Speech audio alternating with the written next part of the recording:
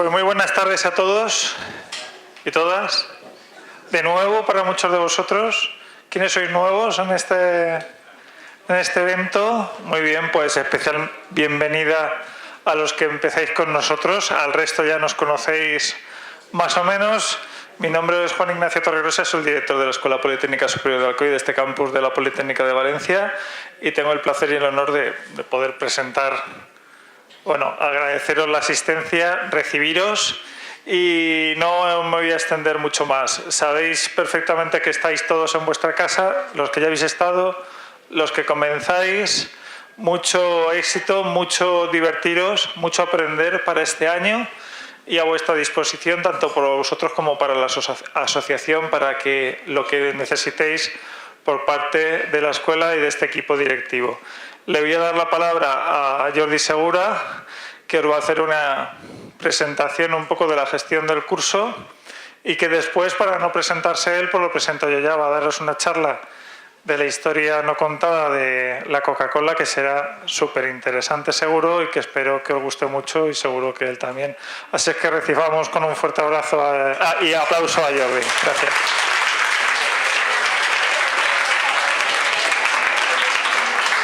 Bueno, gràcies. Vull comentar-vos unes cosetes abans de fer la lliçó d'avui, la ponència d'avui, algunes cosetes de la gestió com tots els anys. Sabeu que la classe començarà el dilluns. Així en Carbonell tindreu a Cine Negro amb Jorge Igual, i en Ferrandis tindreu a Rosa Berchell con el tema de medio ambiente y sostenibilidad. El dilluns ja a classe tots a les 5. Més coses. La matrícula ha anat molt bé enguany, tenim 99 alumnes en Carbonell i 92 en Ferrandis. En total tenim 191 alumnes. Està prou bé, un poc més que l'any passat. Us dono les gràcies per estar així, gràcies a vosaltres, això continua. Tema de carnets, este tema és delicat. Així n'hi ha atenció. Quan parlem dels carnets... Aleshores, la gent que ja estava matriculada l'any passat no té que fer res per demanar el carnet. En teoria vindrà així a la universitat i el repartirem en classe, en el sobre. En teoria. Si a algú no li arriba, quan vinga el becari, l'anem agarrant llista i reclamarem. D'acord? Si a algú no li arriba, entre octubre i novembre, el reclamarem a València, però té que dir-ho perquè puguem reclamar. La gent de nou ingrés tindrà que dur una fotografia per fer-li el carnet i una sèrie de datos. Ho posarem en el tabló, com té que ser la fotografia i on es té que portar i tot. Per tant, hi ha que consultar el tabló, d'acord? El tabló de la sènior, que així en Carbonell està ahí fora. I en Ferrandis també d'enfront de l'aula. Activitats esportives. Sabeu que podeu fer-s'hi socis d'esports. Teniu que anar al pavelló i parlar amb els tècnics d'esports, amb Esperança. Enguany hi ha una variació en l'horari de pilates i de bailes de saló. No serà a les 11, serà a les 10. D'acord? Hi ha una variació en l'horari. De totes maneres, per apuntar-se teniu que anar allí a fer-se soci d'esports. I per últim, volia fer menció a l'assemblea de l'associació sènior del dia 13 d'octubre, on s'elegirà la nova junta. Per favor, mireu el tabló, informeu-se i assistiu tots aquells que esteu en l'associació sènior. I per la meva part de gestió res més, vaig a passar a preparar-me i vaig a fer-vos una xarra sobre els orígens de la Coca-Cola. La Coca-Cola, país que no, però té molta història. Podria estar així parlant hasta demà de la Coca-Cola. Quan vaig començar vaig dir, quina bobà, però després vaig dir, ui, això s'allarga. Serà una breve història de la Coca-Cola. Així tinc la presentació de la xarra. Anem a veure un poc els orígens de la Coca-Cola. He titulat la ponència, esta xarra, de l'acte d'inauguració, y el séptimo día creó la Coca-Cola. Creo que la Coca-Cola, vaig a pasarme a la llengua de Cervantes, al castellà, me lo he preparado en castellano. Creo que la Coca-Cola es un producto de éxito, y lo he puesto así un poco que nadie se ofenda, algún católico, alguien muy religioso, que nadie se ofenda por el título, pero que realmente pienso que es un producto especial. Bueno, la Coca-Cola es un producto, como he comentado, es un producto de éxito. La Coca-Cola se inventó en Atlanta, en el sur de Estados Unidos, y a partir de ahí se ha extendido por todo el mundo. Actualmente la Coca-Cola se vende prácticamente en todos los países, excepto Corea del Norte y creo que Sudán. Es un producto mundial. Vamos a ver algunas cifras antes de entrar un poco en la historia de Coca-Cola, para hacernos una idea de la magnitud de la empresa. Es una empresa que tiene 146.000 empleados en todo el mundo. Su valor estimado en 2011 era de 71.900 millones de dólares. El 94% de la población mundial conoce la marca Coca-Cola. El gasto publicitario de Coca-Cola anualmente es mayor que el de Apple y Microsoft juntos. Y todo esto en un producto que es el 90% agua. Es una gaseosa en el que el 90% es agua. Incluso la Coca-Cola Cero puede llegar incluso al 98% de agua. Vamos ahora a ver cómo nació este producto. Realmente es un producto de otra época, de una época no muy lejana, pero muy diferente a la actual, finales del siglo XIX. Para ello he estructurado la presentación en estas 4 partes. Primero voy a hablar un poco de la era de los remedios patentados, que es donde nace la Coca-Cola, entre mediados y finales del siglo XIX. Y luego hablaremos de 3 protagonistas en la historia de Coca-Cola. John Pemberton, que inventó la fórmula, Asa Candler, que la comercializó nacionalmente en todo Estados Unidos, y por último Robert Woodruff, que fue el que internacionalizó la Coca-Cola y el que llevó las riendas de Coca-Cola durante prácticamente todo el siglo XX. Bien, vamos a empezar un poco contextualizando la época en la que nació la Coca-Cola. Esta mitad del siglo XIX, entre 1850 y 1880. En esta época la medicina moderna, tal como la entendemos nosotros, no existía. No existía la medicina moderna. No se conocía muy bien el funcionamiento del cuerpo humano. Incluso las curaciones se hacían con las llamadas terapias heroicas, que provenían de la época de Galeno, y se basaban en el equilibrio de los 4 fluidos, o 4 humores: el colérico, melancólico, sanguíneo y flemático. Y se curaba a la gente con cosas muy bestias. Se hacían sangrías, purgantes, vomitivos, se recurría al uso de drogas, se utilizaba arsénico, mercurio, opio, láudano y plantas venenosas para curar. Por ejemplo, aquí tenemos una imagen del siglo XIX en el que vemos como a un paciente le están practicando una sangría para equilibrar los humores. O también vemos una botella de mercurio que se utilizaba mucho para curar la sífilis. Y los vapores de mercurio, no sé si curarán la sífilis, pero afectan al sistema nervioso y al cerebro. Bien, en este contexto aparecieron los remedios patentados. ¿Qué son los remedios patentados? Pues esto que vemos en las películas, que iba uno con una carreta vendiendo un tónico que lo curaba todo. Pues esto existía de verdad y tuvieron mucho éxito en Estados Unidos. ¿Por qué? Porque era un país muy grande y los médicos no podían llegar a las zonas rurales apartadas. Por otro lado, había muchos veteranos de la Guerra Civil Americana que se habían hecho adictos al opio. De hecho, la adicción al opio también se llamaba el mal del ejército o el mal del soldado. Y por último, eran remedios que tenían una gran rentabilidad económica. Si el remedio costaba 10, lo podía vender por 100. Esto hacía que se crearan verdaderas caravanas de espectáculos donde se vendían estos remedios. Una de las más famosas es esta de aquí, la Kinkapoo Indian Medicine Company, que iba por las zonas rurales dando espectáculos y vendiendo estos remedios patentados. ¿Pero qué eran estos remedios patentados? Vamos a ver un ejemplo. Aquí tenemos un ejemplo, Anti-Pain Killer, el antidolor, el asesino del dolor. ¿Y esto para qué servía? Pues esto era mágico, se podía aplicar internamente y externamente. Internamente podía curar algunas dolencias y en general curaba cortes, quemaduras, esguinces, el reumatismo, la neuralgia, el dolor de dientes, calambres, cólico, diarrea, dolor de garganta e inflamaciones. Lo curaba todo. Entonces, ¿qué composición tenía este producto? Pues una composición muy habitual de este tipo de remedios patentados. Tenía, como podemos ver aquí, un 86% de alcohol, cloroformo y opio. Eso es lo que contenía. O sea que no curaba nada. Lo que hacía era atacar los síntomas. ¿Qué síntomas tiene cualquier enfermedad? Pues el dolor. ¿Cómo se mitiga el dolor? Pues una buena chorrada de alcohol, opio y cloroformo. Seguro que funcionaba. Aquí tenemos otro producto de la época. El Bateman Drops. Este curaba el dolor de estómago y de abdomen. ¿Y qué contenía? Pues contenía, como se puede ver, un 49% de alcohol y también opio. También tenía un efecto de este tipo.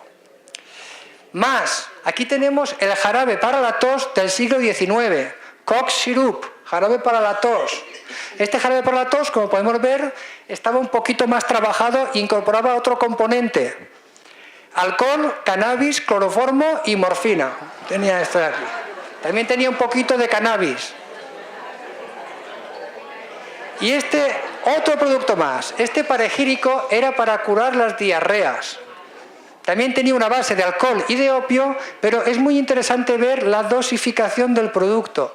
Vemos que se podía aplicar a niños de 5 años con 5 gotas, niños de 2 semanas 8 gotas, niños de 5 días 5 gotas, 2 semanas 8 gotas, 5 años 25 gotas y adultos una cucharada entera, para adentro. Y aquí tenemos el Dalsy del siglo XIX. Este lo hubiera querido tener yo con mis niñas, que no me han dejado dormir en 5 años. El jarabe de la señorita Winslow, para niños que están dentando, for children teething, que están sacando los dientes, y era un remedio también a base de opio. ¿Vale? Bueno, vale. Y en este contexto de los remedios patentados, llegamos a nuestro primer protagonista de la historia de Coca-Cola. Llegamos a John Pemberton. John Pemberton y la cocaína. ¿Quién era John Pemberton? John Pemberton era un químico y farmacéutico que nació en Georgia, pero que desarrolló su labor de químico y farmacéutico en Atlanta, la ciudad donde se inventó la Coca-Cola, por él. John Pemberton era un veterano de la Guerra Civil Americana y en una de las últimas escaramuzas de la guerra recibió un sablazo en el pecho. Durante su curación desarrolló el mal del soldado, se hizo adicto al opio y mostró un interés particular por la cocaína porque él pensaba que la cocaína podía servir para curar la adicción a la morfina y al opio. Este interés por la cocaína a finales del siglo XIX era bastante común, incluso en el ámbito científico. De hecho, en el año 1885, Sigmund Freud publicó el tratado Über-Coca, sobre la coca, en el que hablaba de las propiedades vigorizantes de la coca, incluso sexuales, pero ya intuía que la coca producía adicción y depravación moral.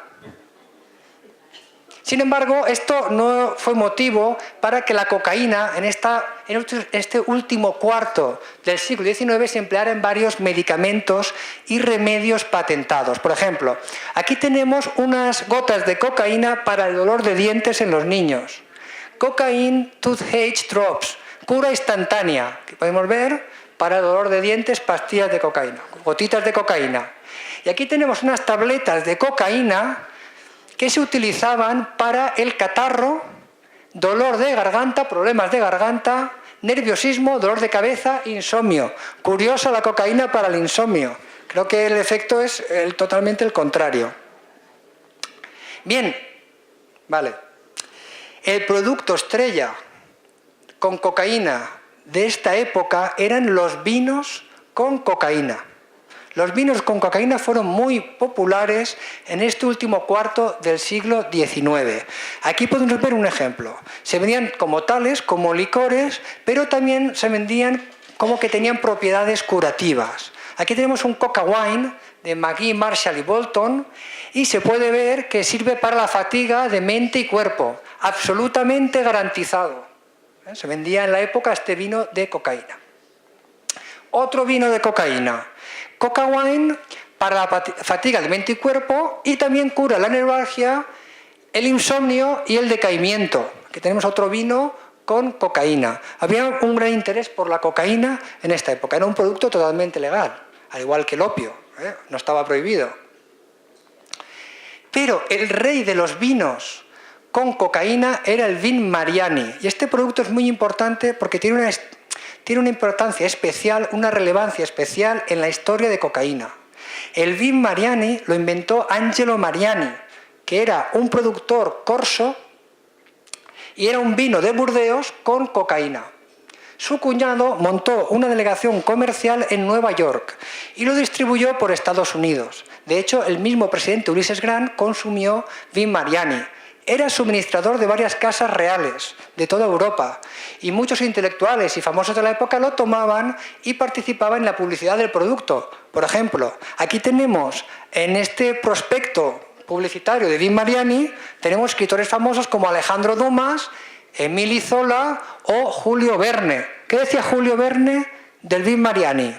Julio Verne decía: vin Mariani prolonga la vida, es maravilloso. Se imaginaba todas las historias de Julio Verne con el vin Mariani, salían mejor, le salían de maravilla. Pues bien, este vino era muy famoso, tan famoso que hasta el Papa León XIII le otorgó la medalla de oro en reconocimiento a sus beneficios y a partir de ahí incorporó a la publicidad al Papa León XIII.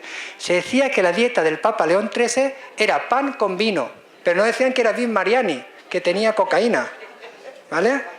Fue una persona muy longeva, que tiene una dieta en la que incorporó el vin Mariani. Y aquí está el reconocimiento, medalla de oro, del Papa León XIII. Muy bien. Y ahora volvemos a John Pemberton. John Pemberton vio el éxito del vin Mariani en Estados Unidos y hábilmente creó su propio vino. Vino con cocaína, por supuesto. Vio las posibilidades comerciales de los vinos con cocaína y creó su vino. Su vino era el Pemberton's French, vino francés de Pemberton con cocaína.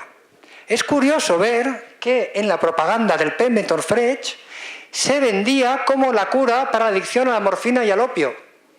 Cure morphine and opium habits and desire for intoxicants. Cura la adicción al opio y a la morfina. Él lo vendía como un remedio para desengancharse de otras adicciones, pero te enganchabas a esta, vamos. Y también lo veía como algo medicinal, porque decía, es un buen tónico para los nervios. Y este producto que lanzó John Pemberton en Atlanta, copiando un poco a vin Mariani, en el año 1885, fue uno de los productos que empezó a tener mucho éxito, tuvo muy buena venta para John Pemberton. Pero John Pemberton tuvo muy mala suerte. Tuvo muy mala suerte porque en Atlanta se votó la ley seca ese mismo año. Y entonces no podía vender su vino. Curiosamente, la ley seca en Atlanta estuvo implantada durante un periodo 30 años antes que la ley seca en todo Estados Unidos. El Estado la implantó antes. Y es curioso también que se prueba el alcohol, pero no la cocaína. Es decir, se podía vender la cocaína tranquilamente, pero no se podía vender alcohol.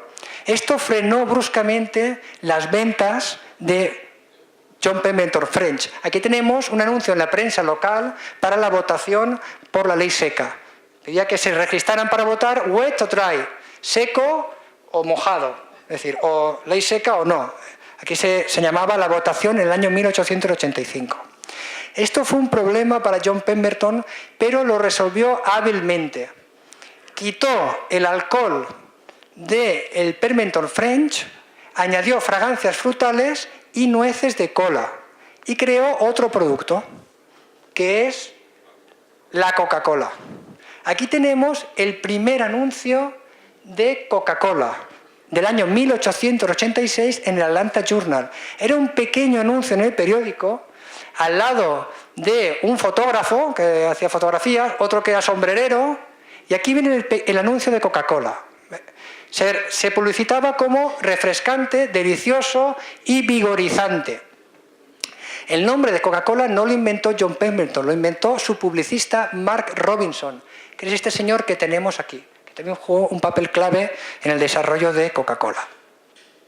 Bien, en anuncios posteriores vemos, ya en este mismo año 1886, anuncios más a página completa en prensa, vemos que se vendía como un remedio medicinal más.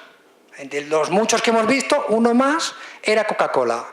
Tenía nueces de cola, que tienen cafeína, tienen bastante cafeína, tenía cocaína y tenía aromas frutales, también tenía aromas frutales. Se vendía como un medicamento para dolores de cabeza, neuralgia, histeria y melancolía. Para eso era la Coca-Cola según John Pemberton. ¿Cómo se vendía la Coca-Cola?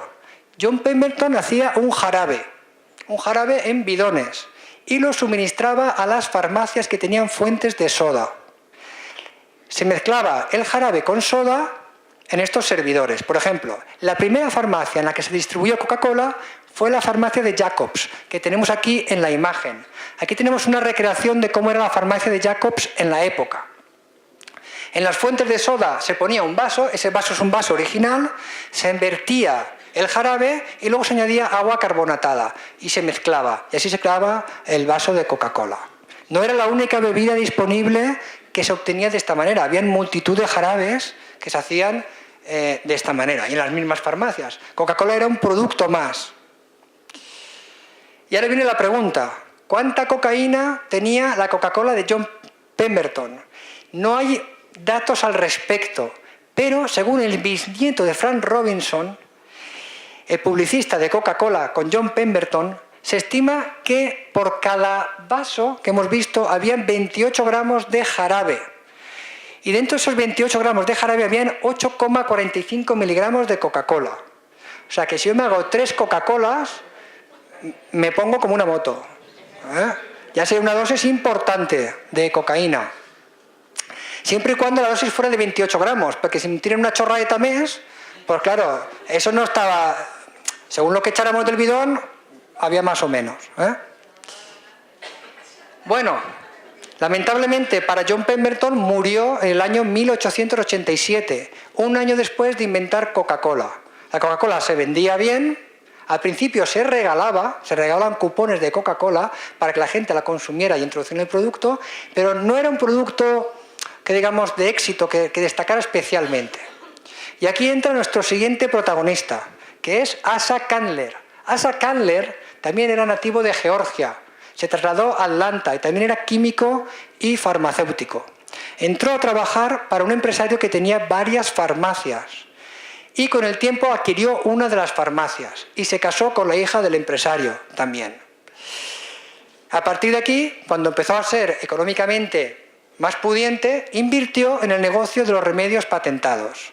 Uno de los remedios patentados que compró, ¿cuál fue? Coca-Cola. Compró Coca-Cola y llegó a ser el hombre más rico de Atlanta y llegó a ser también alcalde de Atlanta en aquella época. Pero tenía otros remedios. Vemos que he puesto otro remedio para que veáis que Coca-Cola era uno más de en los que estaba invirtiendo. Por ejemplo, también tenía el BBB, Botanic Blood Balm, para enfermedades de la sangre, que curiosamente publicitaba que curaba el cáncer. Este de aquí, o sea, casi nada, casi nada. Sin embargo, en esta época, a finales del siglo XIX, pese a que la cocaína era legal, empezaron a surgir los primeros problemas con los productos que llevaban cocaína. La cocaína producía adicción y no se veía bien desde determinados sectores el consumo de cocaína en los productos medicinales. Por otro lado, en el sur de Estados Unidos había mucho racismo y se pensaba que los negros cuando tomaban cocaína se volvían locos, igual que los blancos. Pero había mucho racismo y entonces, claro, esto empezó a perjudicar comercialmente a Coca-Cola. No le convenía comercialmente a Asa Candler que se la relacionara con disturbios y menos con gente de color, etc. Por eso Asa Candler empezó a pensar en variar la fórmula de la Coca-Cola. Así, entre 1900 y 1903 quitó la cocaína de la Coca-Cola. Por lo tanto, yo me acuerdo que de pequeño me decían, mi madre me decía, me gustaba mucho la Coca-Cola, es que era adictiva, tenía cocaína. No, nunca llegó la Coca-Cola con cocaína a España. Solo se comercializó en Estados Unidos y solo hasta el año 1900 aproximadamente. ¿Cuánta cocaína tenía la Coca-Cola de Asa Candler? Él varió la fórmula, ahora veremos por qué. Tenía menos cocaína que la de John Pemberton, aproximadamente la 10ª parte. Esto lo sabemos por los diarios de Howard Candler, su hijo, que anotaba todo y era bastante ordenado en este aspecto. Tenía menos cocaína. De todas maneras, la cocaína se eliminó en estos años. Asa Candler, como he dicho, varió la fórmula, la hizo menos amarga, quitó la cocaína, y esto lo hizo también porque cuando compró Coca-Cola, al menos 10 personas conocían la fórmula y tenía varios competidores en el mercado y quiso diferenciarse. Siempre apostó por la diferenciación. Además, tenía una mente muy preclara para la comercialización y para situar el producto en el mercado. Y fue el impulsor del embotellamiento de Coca-Cola, que empezó en el año 1899. Esta fue la primera botella de Coca-Cola. Tenía un tapón muy rudimentario, que se llamaba tapón Hutchinson, que daba muchos problemas en el embotellado y en el reciclado de las botellas. Más adelante, en el año 1915, creó la botella Contour, que nos suena un poco más a la botella actual, pero no es la botella actual, no es la botella actual. Y este fue el inventor de la embotelladora de la Body Contour, ya con tapón estrellado. Y de esta manera, con la Body Contour, por eso lo he puesto, se diferenció en una botella muy especial que se diferenciaba del resto de gaseosas embotelladas del mercado. Bien, Asa Candler logró que la Coca-Cola se distribuyera por todo el país. Montó plantas embotelladoras por todo Estados Unidos y también mejoró, por no decir implantó, la logística de la empresa, incluso mediante motorización, algo novedoso para la época, que tenemos un camión ya repartiendo la Coca-Cola en el año 1909. Pero uno de los hitos más importantes que consiguió Asa Candler con Coca-Cola fue el cambio de la imagen de Coca-Cola, de pasar de un remedio patentado que servía para la neuralgia, la melancolía, el decaimiento, etc., cambiarle la imagen y venderlo como lo que es hoy, un refresco. Esto se produjo durante los primeros años del siglo XX, entre 1900 y 1915, y se ve muy bien en la publicidad de la época. Por ejemplo, aquí podemos ver un anuncio de Coca-Cola de principios de siglo. Vemos que dice, cansado, bebe Coca-Cola. Sirve para cuando estás cansado. Quita el cansancio. ¿Vale? Aún era un medicamento, aunque no tuviera cocaína. ¿Vale? Luego, si vamos un poquito a 1905, ya se empieza a mezclar. En el anuncio de la izquierda dice, bebe Coca-Cola, deliciosa y refrescante, quita la sed. Esto ya es un refresco.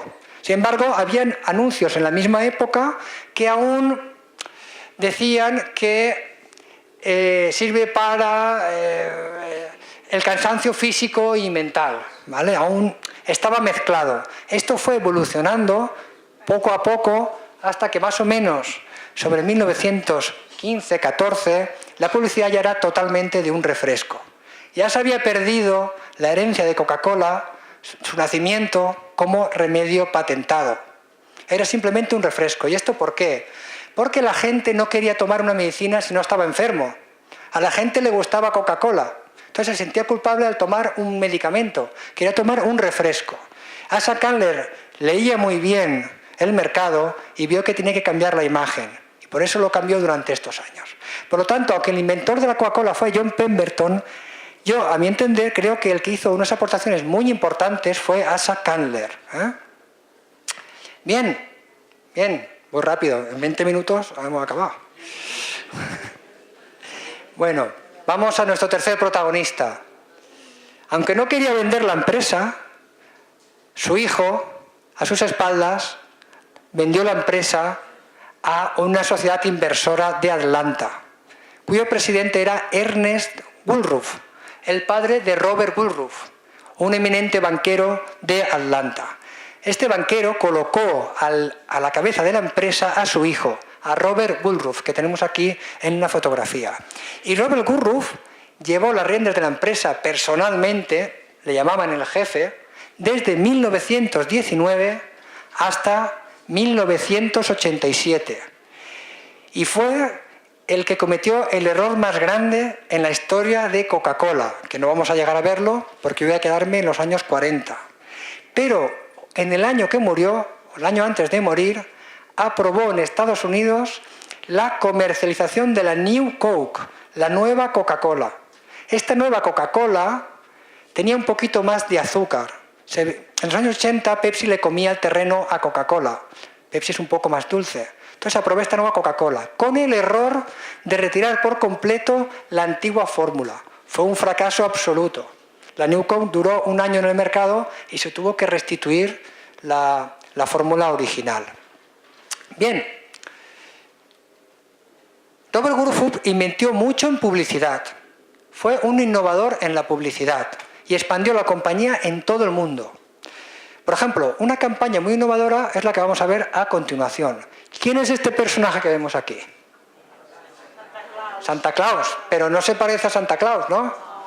Porque Santa Claus es un personaje de la tradición nórdica que puede estar vestido de esta manera, de esa otra, podía ser joven, podía ser más viejo, podía tener barba, no tener, vestir de rojo, de azul, alto, bajo, podía ser un gnomo. Sin embargo, todos tenemos en el imaginario colectivo a un Santa Claus, ¿no? ¿Cómo es Santa Claus? Santa Claus tiene kilos de más, cierta edad, tiene barba, es bonachón y es este señor. ¿Es este señor o no es este señor? Pues este señor lo creó Coca-Cola en una campaña de publicidad en el año 1931. Y esta imagen que creó Coca-Cola de Santa Claus en el año 31 es la que perdura en el imaginario colectivo cuando pensamos en Santa Claus. ¿Y por qué utilizó a Santa Claus? Pues muy inteligentemente lo utilizó para mejorar las ventas de invierno. Se dio cuenta la compañía que en invierno vendía menos Coca-Cola. Y entonces, utilizando la campaña con Santa Claus, impulsó las ventas de invierno.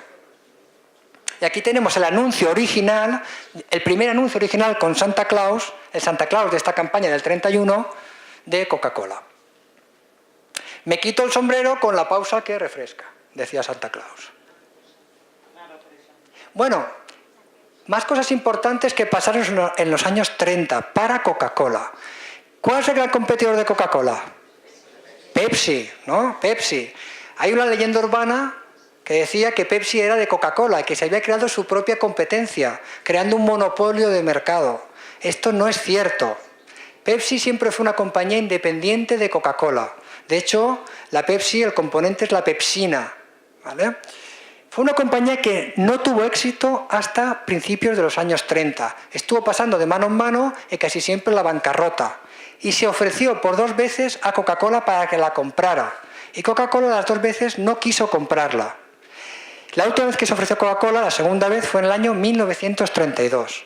Cuando no la compró Coca-Cola, ese mismo año la compró otro empresario del norte de Estados Unidos, que la llevó al éxito y la convirtió en el principal competidor de Coca-Cola. Coca-Cola podía haber acabado con Pepsi, pero dejó pasar la oportunidad. ¿Cuál fue la estrategia que utilizó este competidor? Básicamente, las botellas de Pepsi con más azúcar que Coca-Cola y daba más contenido por el mismo dinero. Si la Coca-Cola creo que tenía 182 gramos, la Body Contour, esta daba 300 gramos. Daba más por el mismo dinero. Con esta estrategia, bueno, y unas dotes comerciales importantes, la Pepsi se hizo un hueco en el mercado. Y ahora nos vamos a ir, seguimos en los años 30 y nos vamos a Europa, ¿vale? El embotellador más importante de Europa en los años 30 era el embotellador alemán, Coca-Cola Alemania. Y es una paradoja ver anuncios de Coca-Cola con símbolos del régimen nazi al fondo, como vemos aquí, en este anuncio de Coca-Cola del año 36 para las Olimpiadas de Berlín.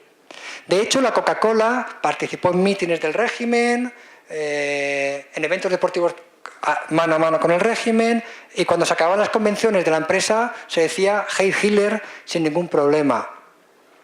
Pero los hombres de Coca-Cola eran de Coca-Cola, no eran del régimen. El director de Coca-Cola, el empresario de Coca-Cola en Alemania, Max Keith, era un hombre de Coca-Cola y luchaba por Coca-Cola, como vamos a ver a continuación.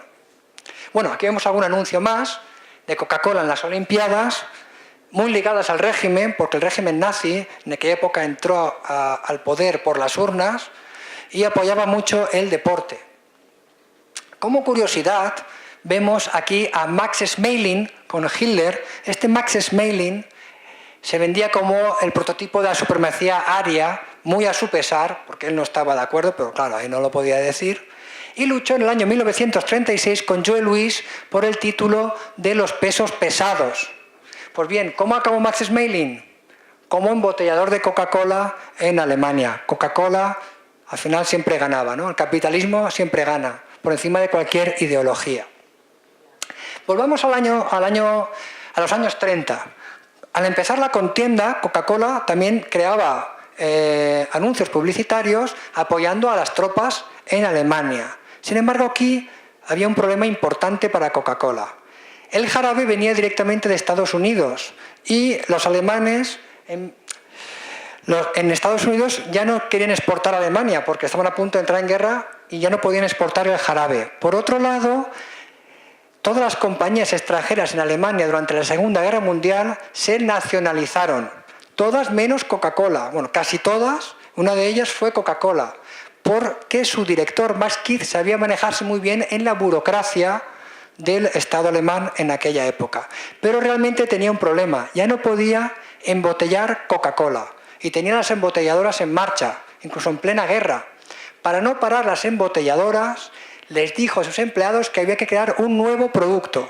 Un producto que fuera fantástico. ¿Qué producto se creó? Fantastisch. La Fanta. Se creó la Fanta. La Fanta era una bebida de frutas, de extractos de fruta, también con agua carbonatada. El suministro era de donde se podía. Unas veces venía del norte de Italia, otras veces venía de Yugoslavia, pero tenía una cosa que la hacía especial, y es que, por la habilidad de Max Kidd, consiguió mantener el azúcar en la bebida, de tal manera que se consumía porque tenía azúcar y se utilizaba para endulzar bebidas y comidas. Se les echaba Fanta porque en guerra era muy difícil conseguir azúcar, y la Fanta siguió manteniendo su proporción de azúcar durante la contienda. A partir de ahí, cuando acabó la guerra, Robert Woodruff, el director, reconoció la labor de Max Kidd y siguió embotellando Coca-Cola y Fanta. La Fanta no se perdió, sigue hasta nuestros días en Alemania. Bueno, en general, la Segunda Guerra Mundial fue positiva para Coca-Cola. ¿Por qué? Porque allí donde iban las tropas estadounidenses, ¿qué iba detrás? La Coca-Cola. El jefe, Robert Woodruff, se llevaba muy bien con el presidente de Estados Unidos y con muchos presidentes de Estados Unidos posteriores a la Segunda Guerra Mundial. Donde iba Coca-Cola se hacían facilidades para que se crearan embotelladoras, y eso favoreció la expansión mundial de Coca-Cola durante la Segunda Guerra Mundial. Los soldados siempre tenían a mano su Coca-Cola que les recordaba a su hogar ahí en Estados Unidos. Tenía un factor también de tipo sentimental. Incluso por el sureste asiático, también donde iban las tropas estadounidenses, allí iba Coca-Cola. Bien, aquí acaba esta breve historia de la Coca-Cola, pero me vais a permitir que hable un poquito más de la conexión española con la Coca-Cola que muchos ya conocéis. La Coca-Cola, mentira, la Cola-Coca de Aielo de Malferit. Cola-Coca, no Coca-Cola. Realmente es nuez de Cola-Coca. Ese era el nombre original del producto. Efectivamente, aquí hay una historia. Parece un poco, pero aquí hay una historia muy interesante. Muy interesante. La historia de la nuez de Coca-Cola es muy interesante. En el año 1880 se creó una destilería en Aielo de Malferit por 3 socios, Aparici, Sainz y Ortiz. Esta destilería creaba diferentes jarabes y licores con nombres tan curiosos como Perfecto Amor, Placer de Damas, Lágrimas de Contribuyente o Leche de Vieja.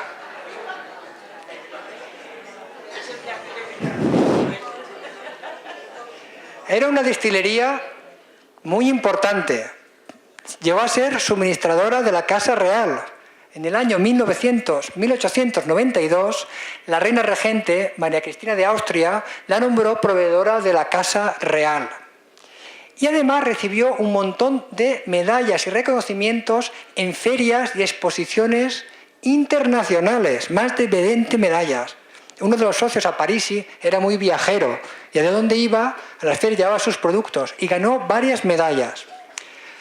Me gustaría resaltar de todas las medallas, de más de las 20 medallas, una del año 1885 en Filadelfia, Estados Unidos. Ojo el año, 1885. Fue a Estados Unidos, a París, con productos y le dieron una medalla en una exposición. Bien. Aquí tenemos el producto de la destilería que nos interesa, la nuez de Cola-Coca. Esto decía la publicidad de la época. Elaborado por los renombrados fabricantes de licores anisados y jarabes, Aparici, Sanz y Ortiz, de hielo de Malferit. Es el más exquisito, higiénico, digestivo de los preparados hasta hoy conocidos. Así lo han declarado el Instituto Médico Valenciano en brillante dictamen y los más eminentes médicos de Madrid en un acabado informe. Debe usarse tomando una copita después de cada comida. Era un jarabe que se podía tomar solo o mezclado con soda también, igual que la Coca-Cola de Pemberton. Y aquí vamos a repasar algunas fechas y que cada uno saque sus propias conclusiones. Esta es la etiqueta de la nuez de Cola-Coca de la época. En 1882 ya existía el producto. Recordemos que Pemberton creó la Coca-Cola en 1886. Ya existía el producto y recibió una medalla en Londres. De hecho, hace referencia en la etiqueta a Londres 1882, la medalla que le dieron en Londres. Venía en la misma etiqueta del licor, ¿vale? Por lo tanto, el producto ya existía. En 1885, los productos de la licorería reciben una medalla en Filadelfia, Estados Unidos. No la nuez de Cola-Coca. No sabemos qué producto fue, pero hay una medalla en esa exposición o en esa feria. Y en 1886, John Pemberton sacó Coca-Cola. Cada uno que saque sus propias conclusiones. Y aquí acaba la exposición de esta breve historia de la Coca-Cola. Bueno, me gustaría decir que la nuez de Coca-Cola se registró en el año 1903. Se registró posteriormente, aunque se comercializaba como lo acabamos de ver. Y cuando vino Coca-Cola a España, compró la fórmula entre 1949 y 1953. Esto según Juan Micó, actual propietario de la destilería, que la compró en 1970. Actualmente no se vende la nuez de Cola-Coca, pero se vende en la destilería un producto parecido. No puede venderla porque la compró Coca-Cola, que es la nuez de cola, que es esa que tenemos aquí. Esa botella aún se puede comprar en hielo de Malferit.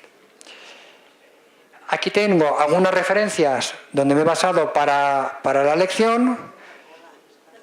Y aquí acaba la lección. Espero que les haya gustado. Si tienen alguna pregunta, estoy a su disposición.